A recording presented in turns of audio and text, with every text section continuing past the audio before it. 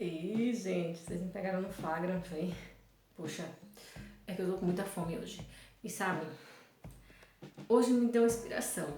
Pra gente falar em comida, por que não falarmos sobre a digestão? Que tal? Vamos começar a estudar? Só um pouquinho, deixa eu só comer meu pão.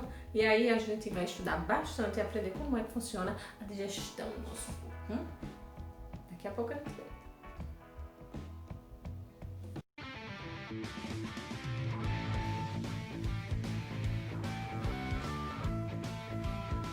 Então, pessoal, todos prontos para o processo digestório? Então vamos lá, vem comigo e vamos nos divertir com essa comidinha. Vem cá. Ó, tá aqui esse maravilhoso desenho que eu desenhei, tá? Claro. Tudo bem, eu não sou uma boa desenhista, mas a gente tenta, né? Essa aqui, todo esse desenho aqui que eu fiz pra vocês é pra ver se vocês conseguem entender um pouquinho mais as partes que estão aí contendo, que contém, né, na verdade, o intestino, a parte digestória, tudo que a gente tem aí dentro da nossa pancinha. Beleza, então vamos lá. Ó, quando eu tava começando a comer o pão, vocês viram ali, eu comecei o processo digestório. E como é e onde é que começa o processo digestório?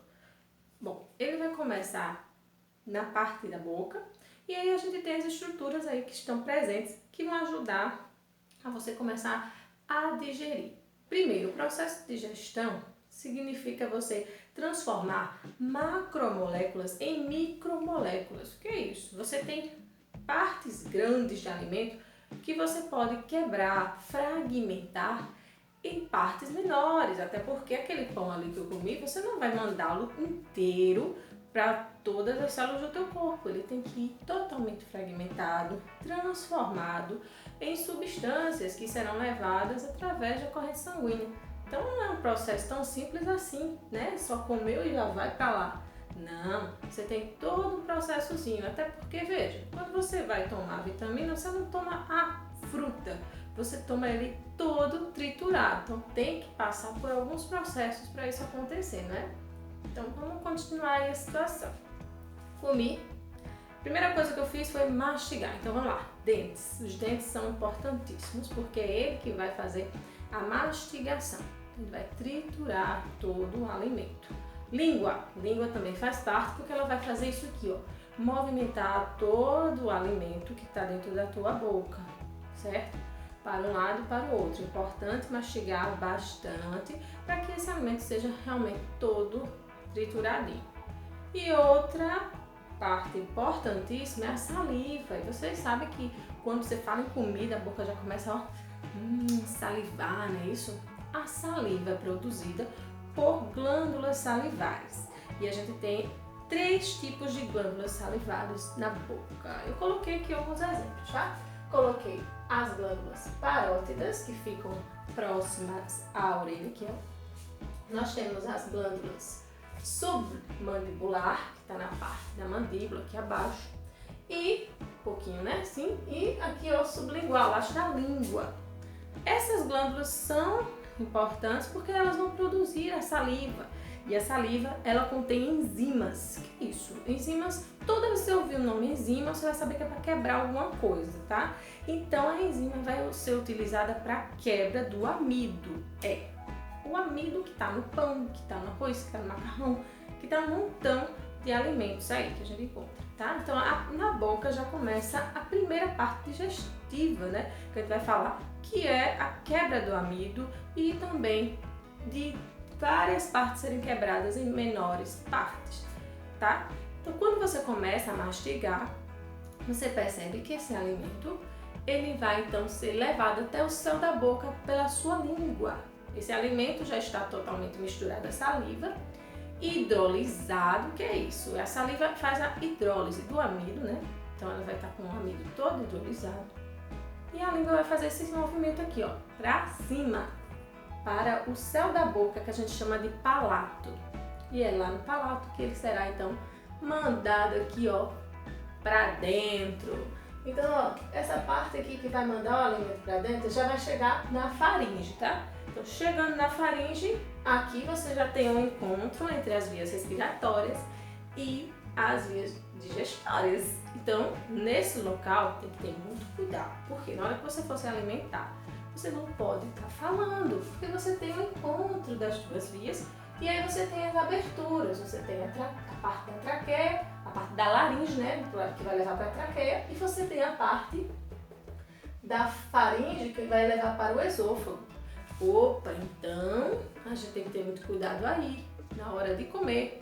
Então, respira um pouquinho antes e come sem estar falando, né? Você não pode estar falando, não pode respirar fundo na hora que está comendo, para que a epiglote, que é aquela portinha, quem ainda não assistiu a aula sobre sistema respiratório, eu falei um pouquinho sobre essa epiglote, mas vamos dar uma relembrada.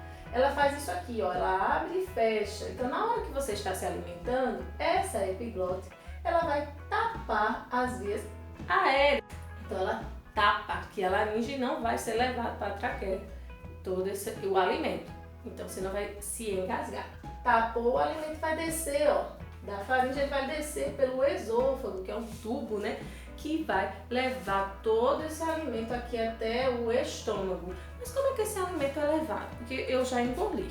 Eu não preciso mais fazer nenhum esforço, porque o alimento será levado naturalmente.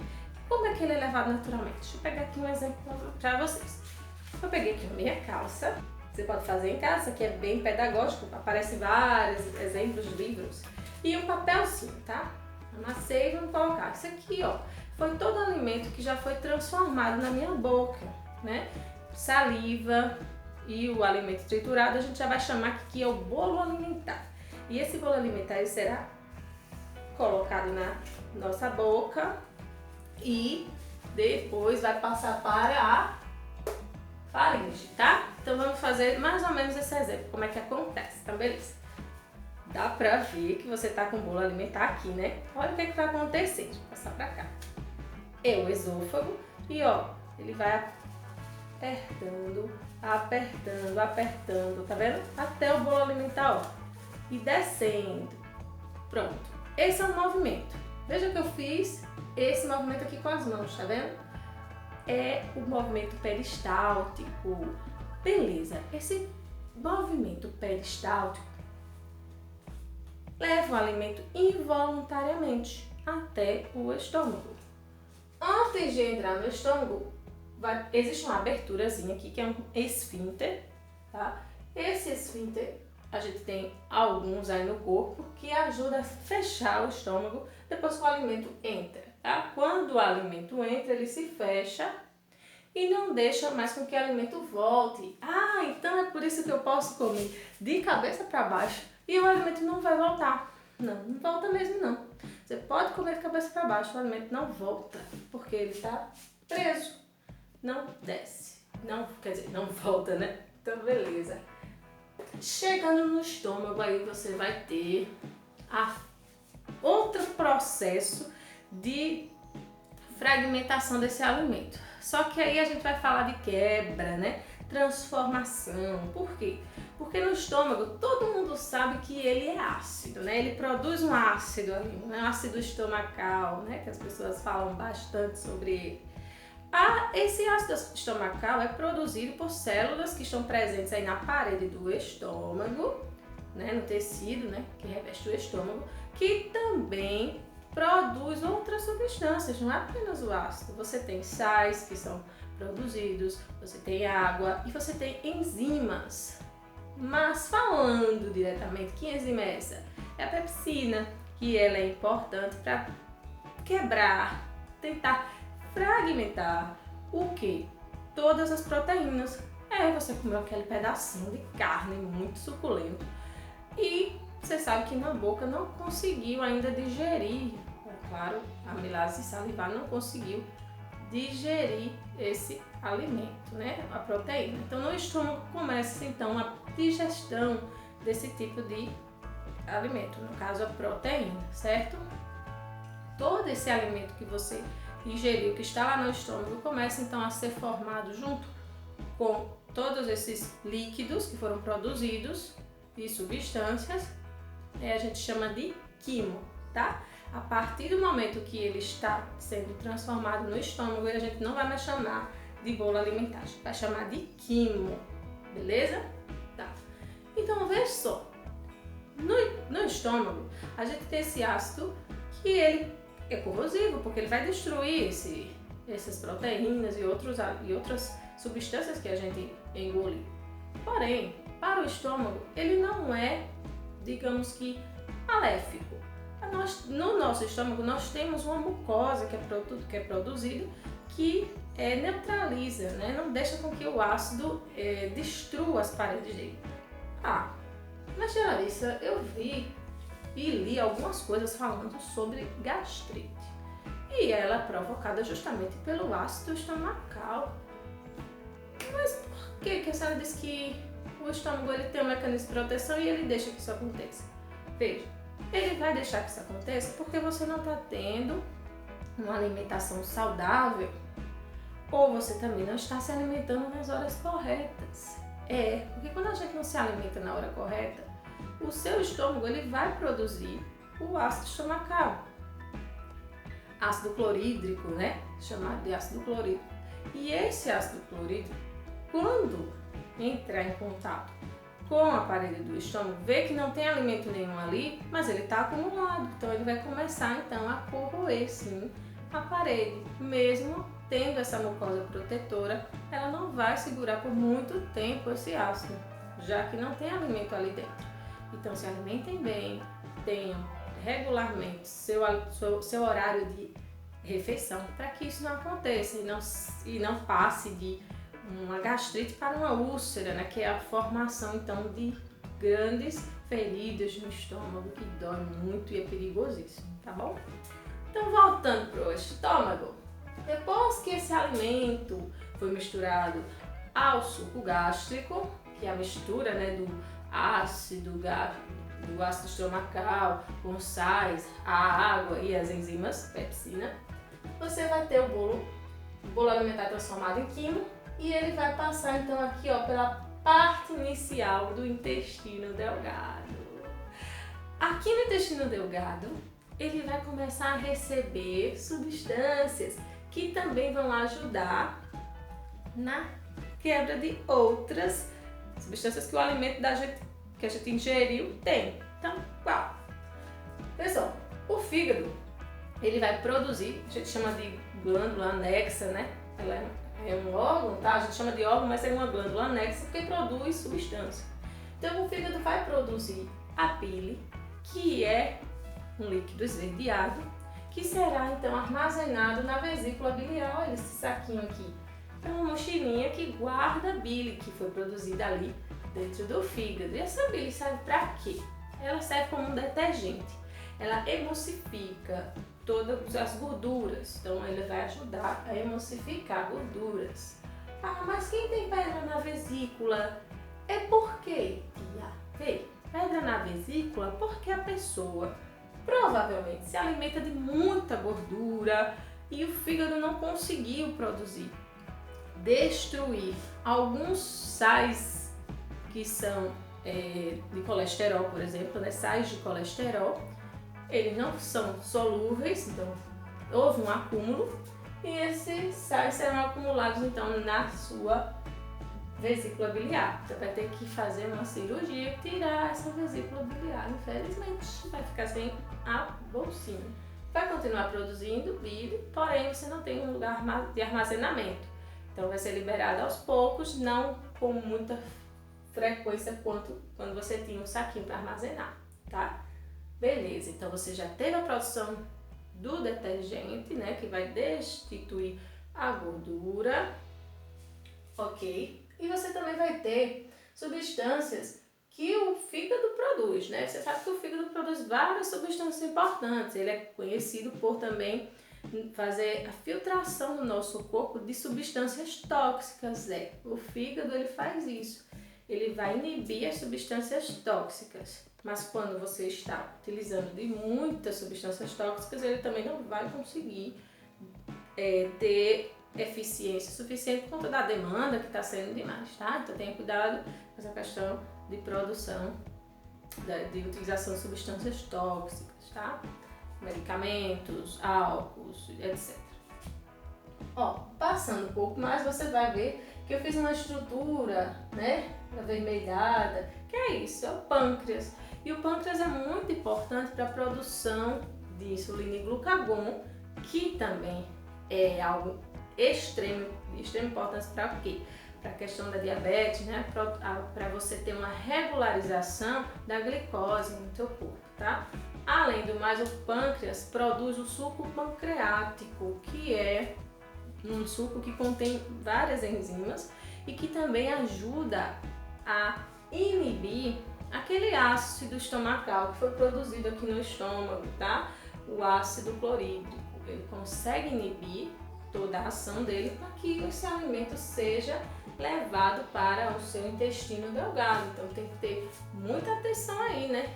Muito importante o pâncreas, por isso também. Outra parte importante que você tem que lembrar é o seguinte: então depois que esse alimento ele passa pelo duodeno, recebendo todas essas substâncias que foram produzidas pela bile, pelo fígado, perdão, e liberadas pela bile e pelo pâncreas, que seria o suco pancreático, você vai ver então esse alimento chamado quimo passar para o intestino delgado. Lá no intestino delgado há também a produção de um suco chamado de suco entérico. Esse suco entérico ajuda também na quebra de outras substâncias encontradas nos alimentos, como a maltose, como por exemplo a lactose, certo? Oligosacarídeos, etc. Tudo isso aí vai ser transformado e quebrado através do suco entérico, que está presente aí no intestino delgado. Além do mais, no intestino delgado é onde vai acontecer a absorção de nutrientes esses que, com auxílio de enzimas, ajudaram então a quebrar e transformar em outras substâncias menores, e aí a gente chama em micromoléculas, que serão levadas através de capilares, que são microvasinhos que estão presentes na parede do intestino delgado. Veja, o intestino delgado ele não é como um cano de pia, não, encanaçãozinha não. Ele é todo ovalado, todo juntinho assim, né? E ele possui nas suas paredes, seu tecido, né? Dentro das suas paredes, vilosidades. O que é isso? São partezinhas que parecem dedos, tá? Então as paredes do intestino delgado são compostas por vilosidades que dá muito mais área, tem muito mais área para que o alimento, para que todos esses nutrientes entrem em contato. E dentro dessas vilosidades você ainda vai encontrar microvilosidades, que são ainda menores, que também têm formatos assim como os dedos, que também auxiliam ainda mais a absorção de nutrientes.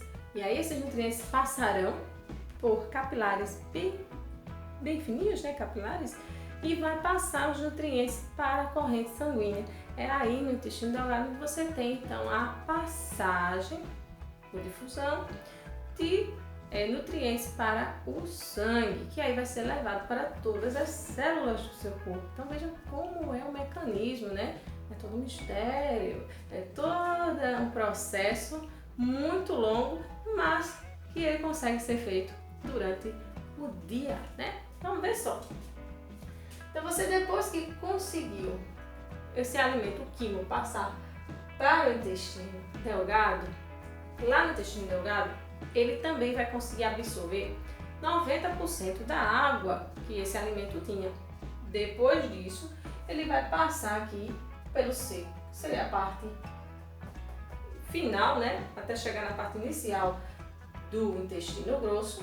E aqui você vai encontrar o apêndice, tá vendo aqui? Apêndice visceral, isso aqui é uma vermiforme, perdão. Apêndice vermiforme, isso aqui não é mais de utilização, não tem mais uma utilidade como antes, né? Porque ele apenas reserva algumas bactérias e todo o intestino delgado que utilizou esse alimento para transformar e retirar a água, vai então eliminar esse alimento para o intestino grosso. No intestino grosso você vai ter várias bactérias, colônias e colônias de bactérias que ajudam a transformar esse alimento. Então esse alimento vai começar a apodrecer aí dentro da tua barriga, e isso tem que acontecer para que seja transformada em fezes. Apenas os 10% da água que sobrou vai ser então retirada desse e vai passar por toda essa parte do intestino grosso, tá? Até que ele chegue na parte final, onde a gente tem aqui, ó, o reto e o ânus, que é o fim de todo esse processo digestório, que é uma aventura, né? É uma vibe muito louca e que é muito importante para que a gente sobreviva, tá? Então, recapitulando, inicia-se na boca, você vai passar pelo esôfago, depois estômago, onde você vai ter mais um processo de liberação de enzimas e de substâncias importantes. Quando chega aqui no jejum, no início do intestino delgado, você vai ter o que? Liberação de bile, liberação também de suco pancreático. Passando então para o intestino delgado, você tem suco entérico, importante para quebra de outros nutrientes, de outras substâncias, beleza? E aqui você também tem a absorção dos nutrientes para o seu sangue, passando para todo o seu organismo, beleza? Daqui você vai passar para o intestino grosso, onde você vai ter a produção das fezes. Então você tem várias bactérias que auxiliam aqui na produção das fezes. Opa, ainda não falei o seguinte. Aqui você também tem a produção de vitamina K. Tudo isso aí é importante para quê? Para a digestão, certo? Para a transformação em fezes e para o socorro também. Essas bactérias que existem aqui também auxiliam a isso, tá bom? Então, todo esse bolo aí foi levado até a parte do reto, onde ele está pronto para ser liberado pelo ânus. Fácil? Bom? Ok, gente, foi um prazer estar aqui com vocês e eu espero que vocês continuem com a gente. Não se esquece de se inscrever no nosso canal, dar a curtidinha e um beijo para vocês da tia Larissa.